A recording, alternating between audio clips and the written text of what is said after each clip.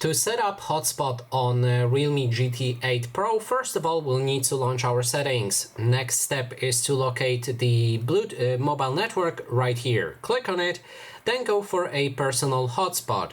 Now you can enable or disable your hotspot always right here with the switch, or you can go for the hotspot settings first to adjust the settings like your hotspot name. You can change the password.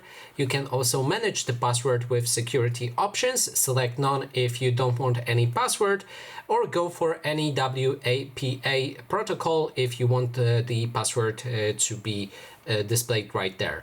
You can switch the AP band between 2.4G or 5G network, and 5G offers the higher speed but less compatibility with other devices. So if somebody has a problem connecting with your hotspot, then make sure to pick 2.4.